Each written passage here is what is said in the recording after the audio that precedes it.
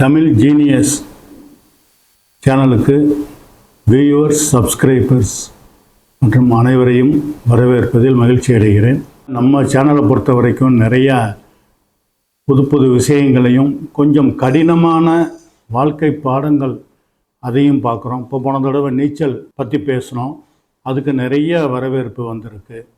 அது மாதிரி நெருப்பு அதை அடக்கி ஆளணும், அக்னியை அடக்கி ஆளணுங்கிற இதுவும் நிறையா, அந்த பதிவுக்கும் நிறைய ஆதரவு வருது. எல்லா பதிவுக்குமே இப்போ ஆதரவு வருது. நிறையா இதை மாதிரியே போடுங்க அப்படின்னு சொல்லி வியூவர்ஸ் கேட்குறாங்க. ஏன்னா நம்ம சொல்கிறது எல்லாமே வாழ்க்கையில் அனுபவித்து நடந்த ஒரு நிகழ்ச்சிகளை உங்கள்கிட்ட பகிர்ந்துக்கிறோம். ஏன்னா அது உங்களுக்கு, அது உங்களுடைய வாழ்க்கையில் நம்ம சொல்கிறது நிச்சயமாக ஒரு அனுபவத்தில் சொன்னதுனால அது வரும்போது நீங்கள் தற்காத்துக்கலாம். அது மாதிரி நீச்சல் பழகிறது ரொம்ப கஷ்டம்னு நினச்சிட்ருக்காங்க. ரொம்ப ஈஸி.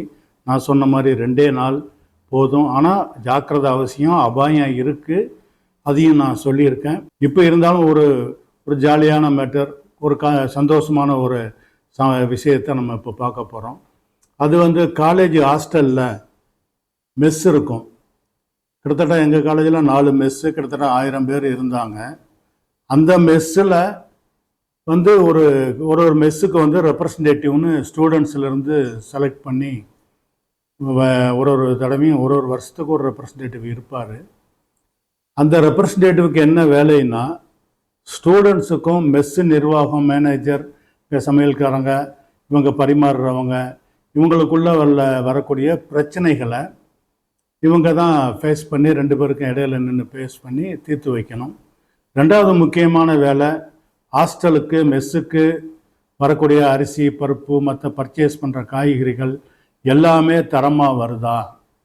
ஏன்னா அவங்க லாபம் கருதி தரமில்லாத பொருட்களை வாங்கி நமக்கு சமையல் பண்ணி கொடுக்கலாம் அப்படிங்கிறது ஒரு சந்தேகம். பட் ஆனால் அவங்க நல்லா தான் செய்கிறாங்கன்னா கூட மாணவர்களுக்கு திடீர்னு இதை வச்சு ஒரு பிரச்சனை பண்ணி ஒரு ஸ்ட்ரைக் வந்துடும்.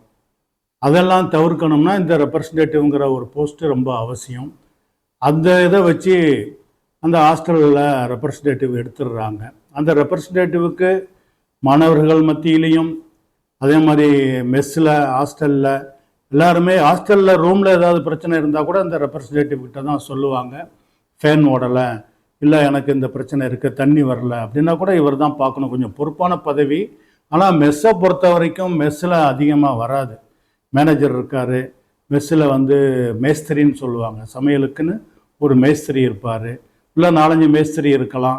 ஆனால் பெரிய ஹாஸ்டலுங்கும்போது இவ்வளவு பெரிய ஒரு அமைப்பு தேவைப்படுது. சமையல்காரங்க, பரிமாறுறவங்க, காய்கறி நறுக்கிறவங்க எல்லாம் தனித்தனியாக இருந்து ஒரு கிட்டத்தட்ட ஒரு பெரிய 100 பேருக்கு மேலே வேலை செய்வாங்கன்னு நினைக்கிறேன்.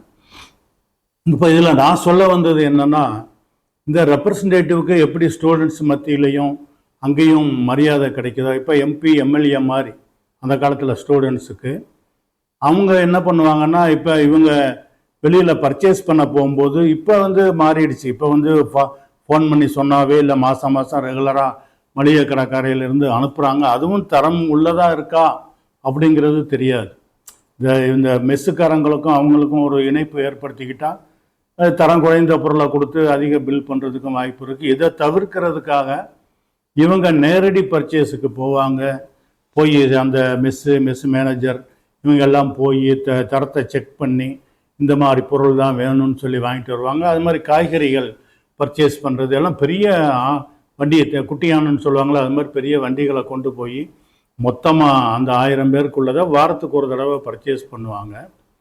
அப்படி போகும்போது இந்த ரெப்ரசன்டேட்டிவ் அவசியம் கூட போக வேண்டி வரும். இப்போ ரெப்ரசன்டேட்டிவ் அன்னைக்கு ரெப்ரசன்டேட்டிவ்க்கு காலேஜில் லீவு கொடுத்துருவாங்க. பட் ஆனால் அட்டண்டன்ஸ் உண்டு. அது ஒரு வசதி ரெப்ரசன்டேட்டிவ்க்கு. அவங்க அந்த லீவ் எடுத்துகிட்டு காலையில் அவங்க போகும்போது கூட போய் அவர் எந்தெந்த கடையில் பர்ச்சேஸ் பண்ணுறாங்களோ அன்றைக்கெலாம் பேருக்கு நம்ம கூட போய் நிற்போம். அவரே பார்த்துக்குவாங்க, அது ஜாமான் வர்றது நல்ல பொருளாக என்ன ஏது எல்லாம் லிஸ்ட்டு படி ஜாமான் பர்ச்சேஸ் பண்ணி மொத்தமாக வைப்பாங்க. அங்கேயும் ரொம்ப ரெப்ரசன்டேட்டிவ்க்கு உட்கார சீட்டு கொடுத்து ரொம்ப மரியாதை கொடுத்து அவங்கள இது பண்ணுவாங்க. 2வது காய்கறி கடைகளில் அங்கேயும் இது மாதிரி போகிற ரெப்ரசன்டேட்டிவ்க்கு மரியாதை கொடுப்பாங்க. ஏன்னா ரெப்ரசன்டேட்டிவ் கவனமாக பார்க்கணும். ஆனால் நமக்கு அசிஸ்டன்ஸாக இருக்கிற மேனேஜர்ஸோ மற்ற சமையல்காரங்களோ மேஸ்திரிகளோ அவங்களும் பார்த்துக்குவாங்க. அவங்க பார்த்தா இவங்க என்ன பண்ணுவாங்க, கடைக்காரங்க ரெப்ரசன்டேட்டிவ்க்கு ஒரு பணம் கொடுக்கறதுக்கு, அன்பளிப்பு கொடுக்கறதுக்கு வர்றேன் அப்படின்ட்டு வந்து கொண்டு கொடுப்பாங்க. பட் ஆனால் நாங்கள்லாம் அதை வாங்குறது இல்லை. வாங்கினாலும் ஸ்டூடெண்ட்ஸுக்கு தெரிஞ்சால் போச்சு தொலைச்சிருவாங்க. அது ஒன்றும் இல்லாமல் நியாயமும் இல்லை. அதனால் நமக்கு வேண்டியது நாங்கள் சொல்லிடுறோம், அப்பா நீ பொருள் வந்து நல்ல பொருளாக கொடு, எங்களுக்கு பணம் இது தேவையில்லை, அதனால் எங்களுக்கு பொருள் கொடுக்குறதுல ரேட்டை கம்மி பண்ணி கொடு. ஏன்னா வரக்கூடிய அமௌண்ட்டை நாங்கள் பிரித்து எல்லாருக்குமே அந்த அமௌண்ட் இவ்வளவு, மாத பில்லு இவ்வளவு அப்படிங்கிறது வரும். அதனால் பொருள் வேஸ்ட் ஆகக்கூடாது, தரமான பொருள் வேணும். இதெல்லாம் பார்த்து தான் நாங்கள் அவங்கக்கிட்ட பண்ணணும். இது ரெப்ரசன்டேட்டிவுடைய கடமை. அது மாதிரி நாங்கள் போய் வாங்கிட்டு வந்து பண்ணி அதை வந்து மெஸ்ஸில் கொண்டு வந்து வச்சு அதை வந்து நம்ம சமையல் பண்ணி எல்லோரும் அந்த வாரம் அந்த மாதம் முழுவதுமே அந்த பொருட்கள் வந்து நல்லபடியாக இருக்கும். ஆனால் அங்கே சமையலுக்கு அருமையாக இருக்கும். அந்த காலேஜை பொறுத்த வரைக்கும், விருதுநகரில் இருக்க அந்த காலேஜை பொறுத்த வரைக்கும் சாப்பாட்டுக்கு எங்கெங்கே இருந்தோ வந்து திருநெல்வேலி, தூத்துக்குடி, அந்த பக்கம் இருந்த மதுரை, நம்ம ஊரில் இருந்து ஸ்டூடெண்ட்ஸ் வந்து அங்கே தங்கி படிப்பாங்க. அதுக்கு பேர் போனது அந்த ஹாஸ்டல்.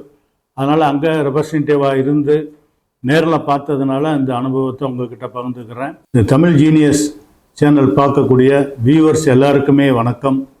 எல்லோரும் தொடர்ந்து பாருங்கள், சப்ஸ்கிரைப் பண்ணுங்கள், ஷேர் பண்ணுங்கள், லைக் பண்ணுங்கள். வாழ்க வளர்க.